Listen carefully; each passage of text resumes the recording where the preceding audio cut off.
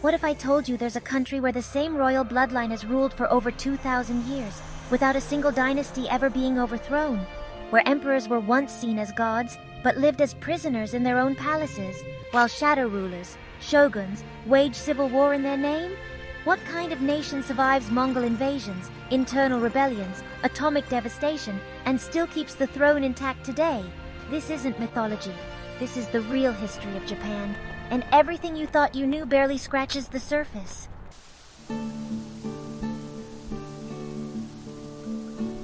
In the mist-shrouded dawn of Japan's history, legend tells of a divine warrior emperor descending from the very sun goddess Amaterasu.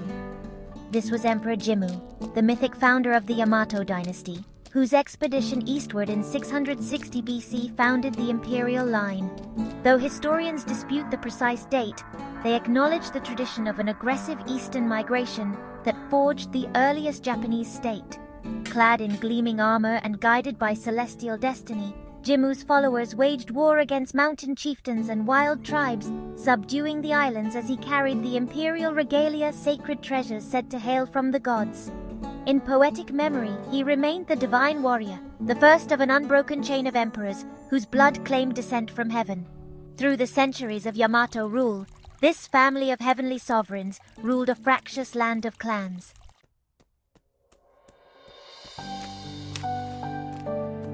In the 6th century, Prince Shōtoku, a shining paragon, served as regent for his aunt Empress Suiko. A devout Buddhist and student of Chinese civilization, Shōtoku wrote a rhapsodic 17-article constitution in 604 CE, setting out harmony, hierarchy, and Confucian morals. He built magnificent temples like Horyuji to usher Buddhism into Japanese hearts. Under his guidance, the imperial court bent toward centralized law, crowned by Shōtoku's vision of the emperor as a dharmic ruler. Legends even praise him as a saintly youth descending from Emperor Yomi's line, who spoke eloquent mandates that stitched the realm together under Japan's first Buddhist political order. At Shōtoku's side, aristocratic clans vied for influence, none more than the Soga, whose support of Buddhism greatly shaped early court life. Then came the era of Great Reform.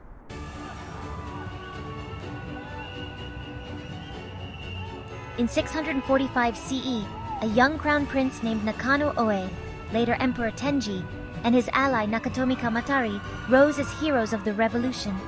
In a bloodless palace coup, they slew Soga no Iruka, ending the Soga's half-century dominance.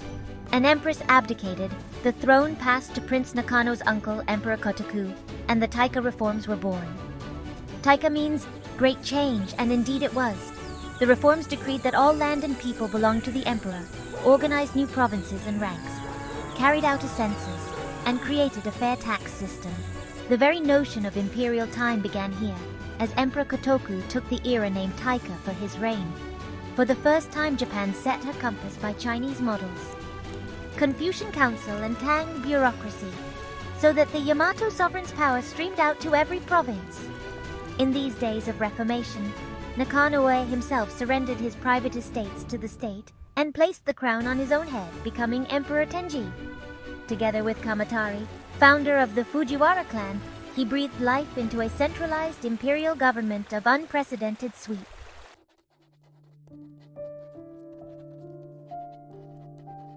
Yet with reforms came rivalry. The Fujiwara family soon inserted themselves into the imperial line through marriage, and by Heian times, from 794 on, they effectively ruled Japan by regency, while emperors became cloistered, often living as retired emperors wielding power from behind screens. The court glittered in Heian-kyo, now Kyoto, with poetry and pomp, as emperors like Kamu and Saga presided over elegant but insular rule. Still, outside the capital, discontent brewed among the warrior class. As a 12th century chorus would say, the peace of the Heian court grew brittle, waiting for a storm.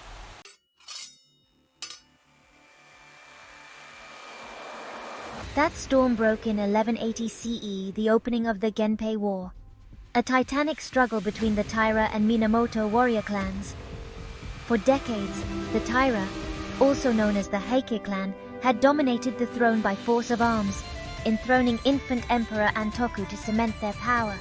The young emperor literally rode with the Taira banner to Kyoto.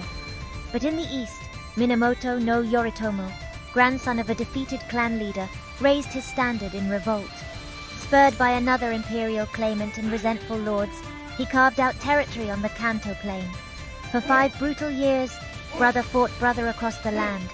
The conflict climaxed at the naval battle of Dan Norura in 1185. In that epic clash on the inland sea, the Taira fleet was destroyed, and the currents swallowed the sacred imperial sword, along with the sinking child emperor Antoku. Thus fell the mighty Taira, their golden ship aflame under stormy skies.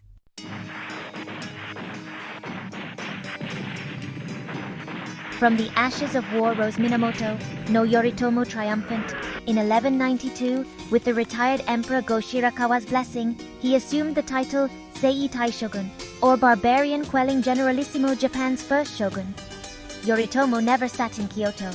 Instead, he enthroned himself at Kamakura, turning that seaside town into the seat of real power. The emperor at Heian remained a sacred figurehead, while the shogun created a new samurai government, the Kamakura Shogunate, ruled by military law. Yoritomo reorganized the land through loyal vassals, Jito and Shugo, ensuring the shogun's grip on both court and country. Though jealous and ruthless to rivals, once in power he proved a capable administrator, fashioning dual governance. Kyoto's courtiers handled ceremony, while Kamakura's regents wielded the sword. Yoritomo's victory ushered in an age where power passed to the Hojo regents, his wife's family after his death. The Hojo held the shogunate as regents for boy shoguns, creating a hereditary rule of priestly warlords. Even armies of samurai bowed to Hojo might. During these decades came the Mongol invasions. Under divine providence or kamikaze storms, the devils from the sea were thrown back in 1274 and 1281, first at Hakata Bay. But the triumphs of Yoritomo's line could not last forever.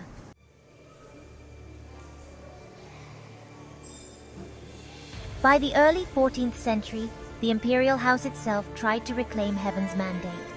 Emperor Go-Daigo, who reigned from 1318 to 1339, driven by dreams of resurrecting ancient glory, rebelled against the Kamakura Bakufu. In 1333 he succeeded. Kamakura fell, and the shogunate collapsed. For 3 years during the Kenmu Restoration, the emperor returned to direct rule briefly, like a shooting star, hoping to reforge a golden age of imperial government. Yet, ironically, it was one of Go-Daigo's generals, Ashikaga Takauji, who betrayed him. In 1336, Takauji marched on Kyoto and installed a rival branch of the imperial family, who in turn granted Takauji the title of shogun. Thus, Takauji founded the Ashikaga, or Muromachi, shogunate, which lasted from 1338 to 1573.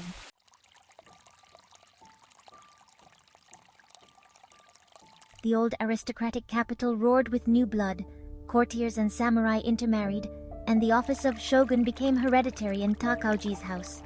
The Muromachi era waxed under the third Ashikaga shogun Yoshimitsu, who lived from 1358 to 1408.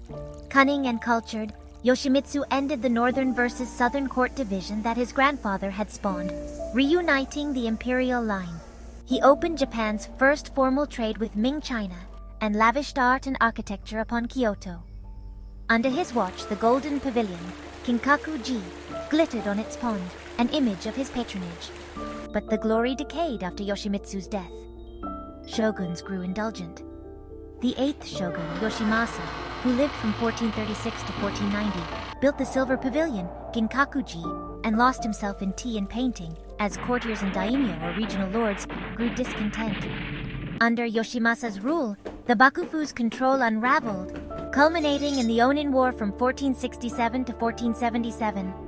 Kyoto turned into a battlefield of clans. This cataclysm shattered centralized authority and splintered the land into 100 fiefdoms at war. The era of Sengoku, or warring states, had begun.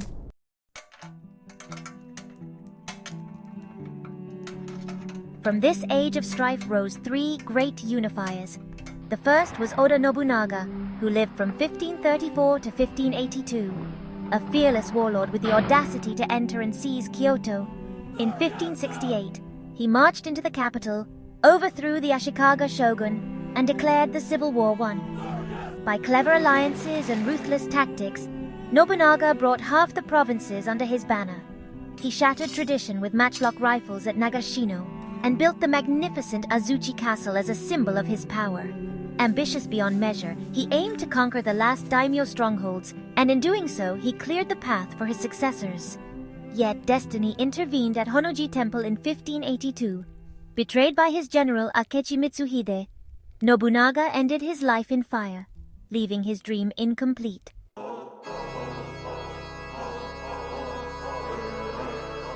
His mantle fell to his cunning general Toyotomi Hideyoshi, who lived from 1537 to 1598. Humble-born but brilliant, Hideyoshi avenged Nobunaga and swept across Japan, persuading or crushing every rival. He brought all daimyo to heel, laid down the law that only the samurai could carry swords, and even launched ill-fated invasions of Korea. Under Hideyoshi, the imperial court was obeyed in name. He appointed his own appointee as shogun, but real power rested with him as kampaku, or regent. Castles like Osaka gleamed under his tenure. By his death in 1598, Japan lay unified under the Toyotomi clan, but the stage was set for the final handover of power.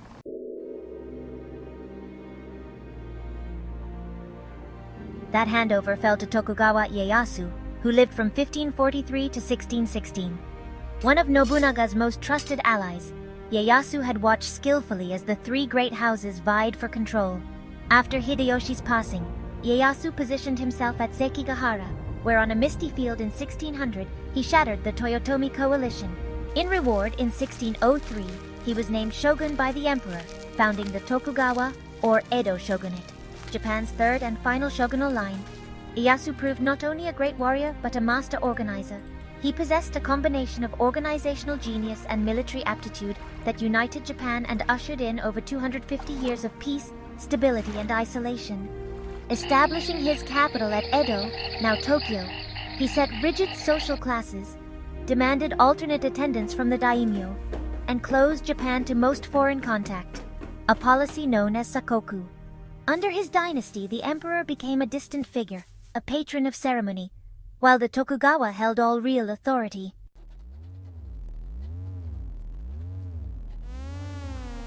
Generations of Tokugawa heirs followed, some wise, others corrupt, but all presiding over the Tokugawa peace.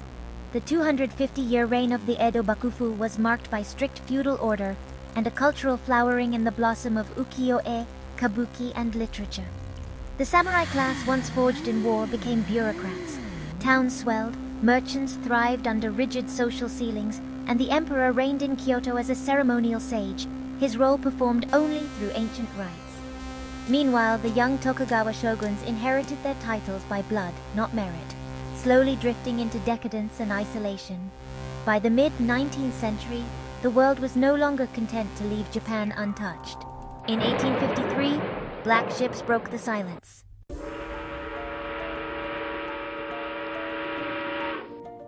A squadron of U.S. warships under Commodore Matthew Perry steamed into Tokyo Bay, smoke coiling from their funnels, cannons at the ready.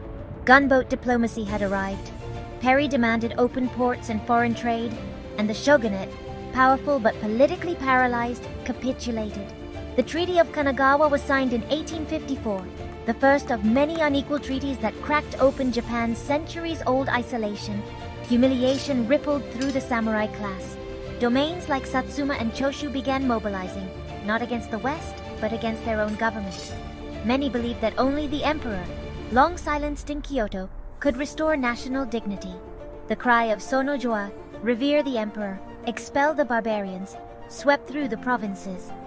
In 1867, Tokugawa Yoshinobu resigned under mounting pressure. By 1868, the imperial court declared the restoration of direct rule under the young Emperor Meiji.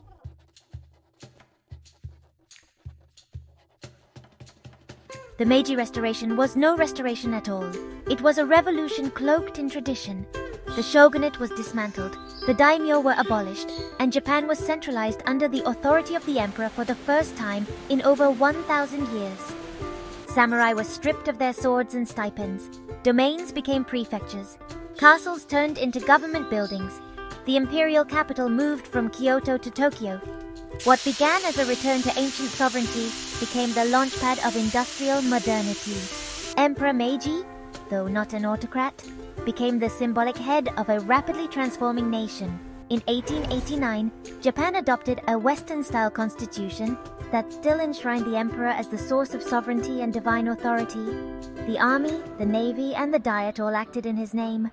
Under this new identity, Japan modernized at breakneck speed.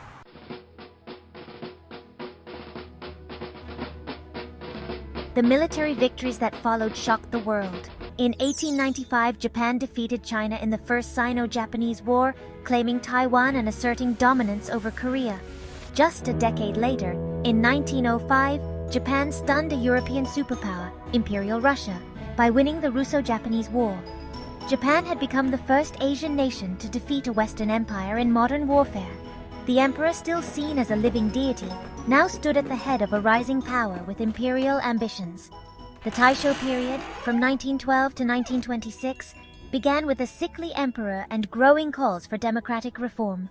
Political parties gained ground, the press expanded, and the people tasted limited civil freedoms.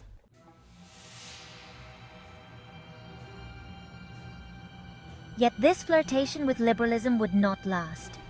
Earthquakes, inflation, and disillusionment pushed Japan toward extremism. The military, emboldened by past victories, began to dominate politics. When Emperor Showa, known to the world as Hirohito, ascended in 1926, he inherited a nation poised between parliamentary rule and military dictatorship. Under Hirohito's reign, Japan invaded Manchuria in 1931, launched a full-scale war in China in 1937, and joined the Axis powers during World War II. In the name of the emperor, soldiers marched, ships sailed, and atrocities unfolded across Asia. Though Hirohito's direct involvement remains debated, his presence loomed over the war years as a sacred symbol of national destiny. In 1941, Japan bombed Pearl Harbor, drawing the United States into the Pacific War. 4 years later, with cities in ruins and 2 atomic bombs dropped on Hiroshima and Nagasaki, Japan surrendered.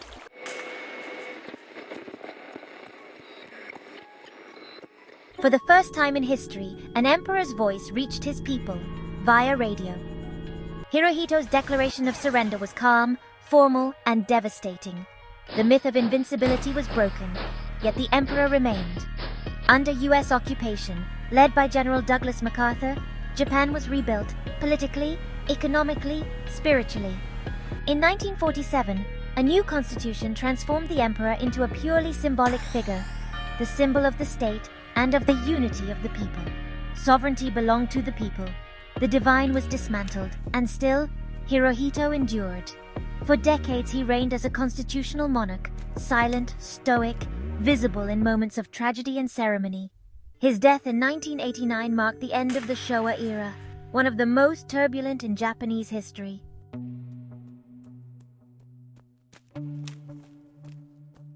His son, Emperor Akihito, ascended to the throne and began the Heisei era with humility and compassion. Akihito was the first emperor to marry a commoner, the first to kneel before survivors of disaster, the first to shape the imperial image into one of soft dignity rather than divine detachment. In 2019, Akihito became the first emperor in over 200 years to abdicate, citing his age and inability to fulfill ceremonial duties. His son, Emperor Naruhito, ushered in the Reiwa era. Beautiful harmony. Today, Naruhito serves not as a sovereign but as a symbol. The role of the emperor has come full circle, from warrior king to puppet, from god to man, from ruler to reflection of the people's will.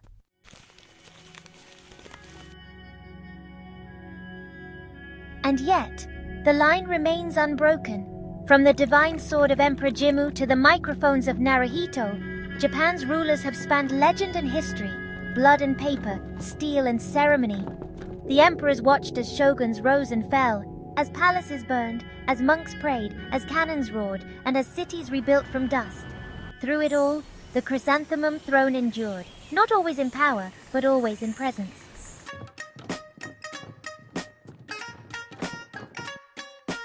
This is not just the story of Japan's rulers, it is the story of how a nation remembers itself. A myth made mortal, a symbol reborn, a throne that outlived time.